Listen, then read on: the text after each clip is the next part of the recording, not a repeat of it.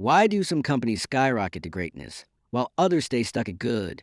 Welcome back to Detailed Book Summaries, where we turn best-selling books into real-world lessons you can use.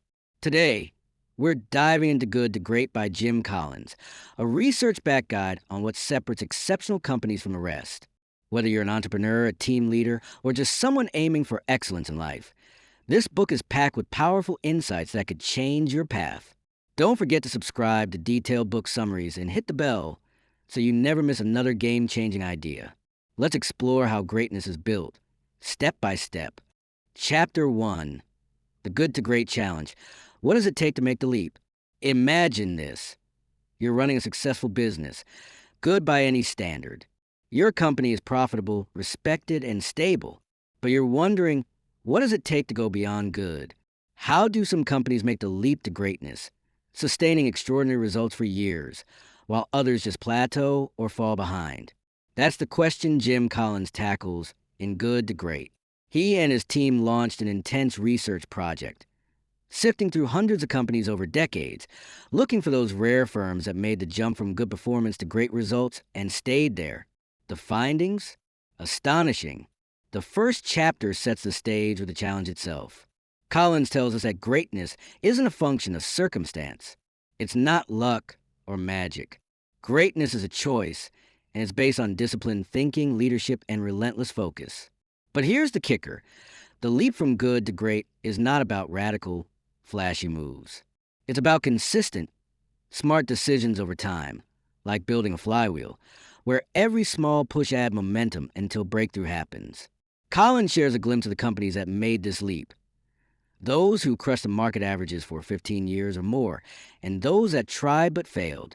This comparison helps us understand what separates the truly great. One surprising discovery is that great companies often come from humble beginnings, not necessarily from industry giants or flashy startups. What matters most is a culture of discipline and a willingness to confront brutal facts, even when they're uncomfortable. Chapter 1 ends by inviting us to look inward. Whether you're a business leader, an entrepreneur, or just someone passionate about growth, the question is, are you ready to make the leap from good to great? Because it requires honest self-assessment, courage, and a plan to build sustainable greatness. This chapter is a foundation for everything to come, the mindset, the research, and the challenge ahead. It's not just a business book. It's a roadmap for anyone who wants to push past mediocrity and build something truly exceptional. Chapter 2, Level 5 Leadership, the quiet power behind greatness. In Chapter 2, Jim Collins introduces one of the most surprising and crucial findings of his research, the kind of leadership that drives companies from good to great. Forget the charismatic, headline-grabbing CEOs. The leaders who make the leap are different. They're what Collins calls Level 5 leaders. These leaders blend two seemingly contradictory traits: intense professional will and personal humility. They're fiercely determined to do whatever it takes to make their company great, but without seeking the spotlight or personal glory. They want the company's success to shine, not theirs. What makes Level 5 leaders stand out is their ambition, but it's focused entirely on the organization's success, not their own ego. They're humble, modest, sometimes even shy, yet they have an ironclad resolve. They channel their energy into building lasting greatness, not short-term wins or personal fame. Collins shares stories of CEOs who embodied this leadership style. These leaders didn't make flashy moves or grand speeches. Instead, they rolled up their sleeves, confronted brutal facts, and made disciplined decisions quietly but relentlessly. Contrast that with what Collins calls Level 4 leaders, those driven by charisma and personal ambition, who often dominate the company's narrative but struggle to create enduring greatness. Level 5 leaders build companies that thrive long after they leave. Another key trait of Level 5 leaders is their ability to create successors, people who will carry the company forward, not just prop up their own legacy. They set up the organization for sustainable success, not just their own tenure. Collins points out that this type of leadership isn't common, but it can be cultivated. It's less about personality and more about character and discipline. Chapter 2 challenges us to rethink what a great leader looks like. It's not about ego or flash. It's about quiet strength, humility, and an unyielding commitment to the company's long-term success. If you want to make the leap from good to great, Look no further than Level 5 Leadership, the engine behind the flywheel of greatness. Chapter 3, First Who, Then What? Getting the right people on the bus. Chapter 3 hits on a fundamental truth. Before you decide where to drive your company, you must first decide who is in the car with you. Jim Collins discovered that great companies focus obsessively on getting the right people on the bus and the wrong people off before setting the direction. Why? Because when you have the right team, the path forward becomes clearer and more achievable. Great people don't need to be tightly managed or pushed. They figure out how to excel on their own. On the other hand, the wrong people can drag the whole company down. Collins shares how the companies that made the leap didn't just hire based on skills or resumes. They looked for people with discipline, character, and a passion for the mission. These companies didn't jump straight into vision setting or strategy discussions. Instead, they built a team of self-motivated, disciplined individuals who could adapt as the journey unfolded. He uses the metaphor of a bus to explain this idea. Before figuring out the destination, you must have the right crew on board. That way, once the direction is set, everyone moves forward together with energy and commitment. What's surprising is that great companies don't waste time trying to motivate the wrong people to fit in. They make tough decisions early, cutting loose those who don't align with the culture or goals. This creates an environment where the right people can thrive. Collins emphasizes that it's not just about hiring stars, but about assembling a team that complements each other's strengths and weaknesses. The right people want to be part of a winning team. They crave challenge and responsibility. This chapter reframes leadership and management. It's less about charisma or vision, and more about discipline in selecting and managing people. So, before you chase after the next big strategy or product idea, ask yourself, do I have the right people in the right seats? Because without the right team, even the best plans can fail. Chapter 4. Confront the brutal facts, yet never lose faith. The Stockdale Paradox. Chapter 4 dives deep into a powerful lesson drawn from a remarkable story. The story of Admiral James Stockdale, a prisoner of war who survived years of captivity during the Vietnam War. His secret wasn't just resilience. It was a mindset Collins calls the Stockdale Paradox. The ability to confront the brutal facts of your reality, no matter how harsh, while maintaining unwavering faith that you'll prevail in the end. Collins found this paradox to be a cornerstone of companies that make the leap from good to great. These organizations don't sugarcoat their challenges or pretend problems don't exist. Instead, they face the brutal facts head-on with clear-eyed honesty and discipline. This isn't about pessimism or doom and gloom. It's about creating a culture where truth is valued and bad news is not swept under the rug. Leaders encourage open communication so that issues can be identified early and solutions crafted without fear or denial. At the same time, these companies hold on to unwavering faith, the belief that despite setbacks, the company will succeed. This dual mindset keeps them grounded in reality but energized by hope. Collins stresses that confronting the brutal facts enables better decision-making. When you know exactly where you stand, you can create strategies that address core problems rather than chasing illusions. He contrasts this with companies that avoid harsh realities, leading to decline and failure. The good to great companies build a culture where candor and faith coexist. This balance is vital. For leaders, this chapter is a call to courage.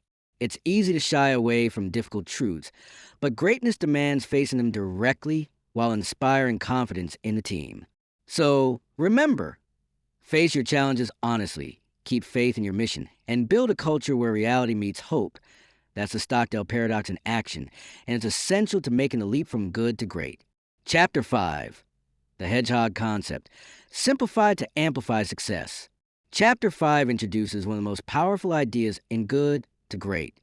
The Hedgehog Concept.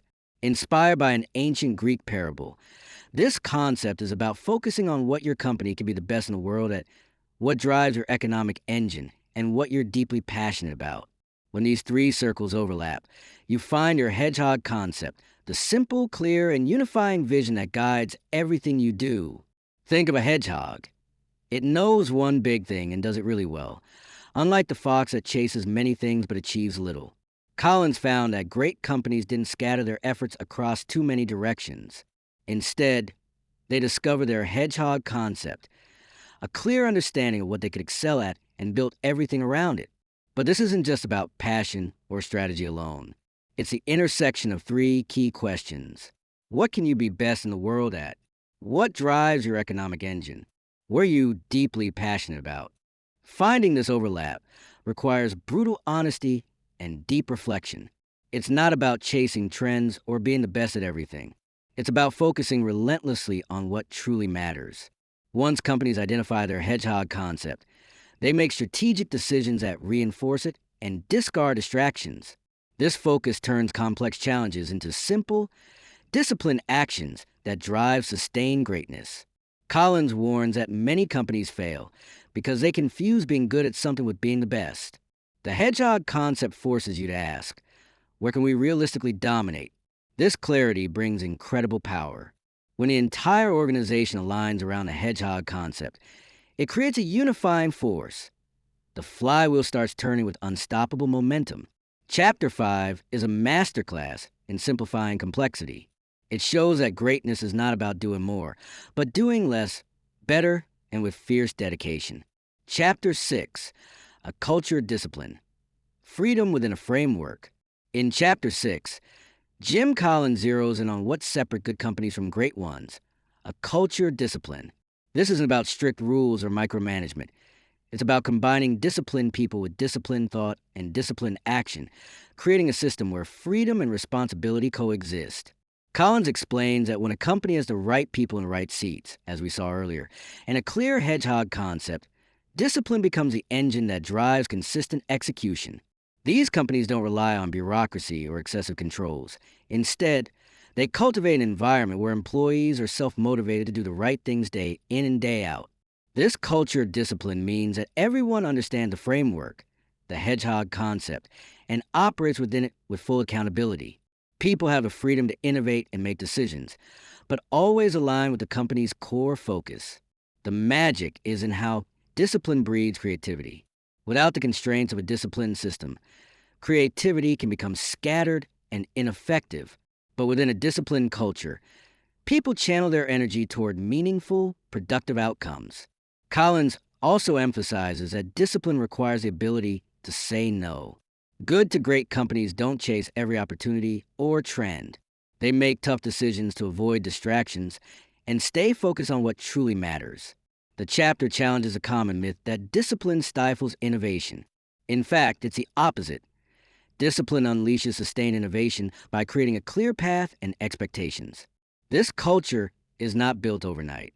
It requires persistent leadership, a clear vision, and a team committed to excellence. Chapter 6 invites leaders to create a disciplined environment where freedom and responsibility go hand in hand, where great people take ownership within a clear framework to keep the flywheel spinning forward. Chapter 7, Technology Accelerators, using technology, not chasing it. In Chapter 7, Jim Collins tackles a topic that's often misunderstood, the role of technology in transforming companies from good to great. Spoiler alert, technology itself is not the magic bullet. Instead, technology acts as an accelerator, not a creator of greatness. Collins' research found that good to great companies didn't jump on every shiny new technology trend. They didn't adopt technology just for technology's sake or try to use it as a quick fix. Instead, they used technology thoughtfully as a tool to accelerate momentum already built on disciplined people, thought, and action. The key is that technology supports and enhances the hedgehog concept.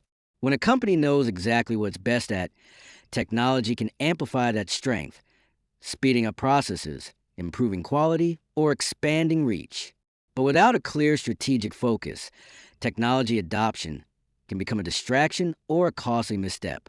Collins warns that many companies fall into the trap of technology fads, thinking that adopting the latest tools will magically turn their fortunes around. Good to great companies avoid this trap by aligning technology decisions strictly with their core focus. He gives examples of companies that carefully selected technologies to fit their unique strategies rather than following industry hype. They became pioneers not because they chased technology, but because they leveraged the right technology at the right time to accelerate their progress. This chapter is a reminder that technology is a powerful enabler, but it's people, culture, and discipline that create greatness. Technology without direction is just noise. In short, don't chase technology. Understand your hedgehog concept. Then use technology as a turbo boost, the right tool to power your journey from good to great. Chapter 8: The Flywheel and the Doom Loop, Building Momentum That Lasts. Chapter 8 reveals the secret behind the sustained success of good to great companies, the flywheel effect. Imagine a massive, heavy flywheel. At first, it's tough to get it moving. You push with all your strength and it barely budges. But as you keep pushing, the flywheel gains momentum, spinning faster and faster until it seems to almost spin itself. This is exactly how greatness works. There's no single dramatic breakthrough or overnight success. Instead, it's about relentless, consistent effort over time, building on each small win to create unstoppable momentum. Jim Collins contrasts this with what he calls the doom loop, the dangerous trap many companies fall into when they try to skip the hard work. Instead of steady progress, they chase quick fixes, radical restructuring, or flashy initiatives. These short-term actions create chaos and confusion, causing momentum to stall and often sending companies into decline. Good to great companies understand that building greatness is a marathon, not a sprint. They don't try to shortcut the process. They push the flywheel, turn after turn, with discipline and patience.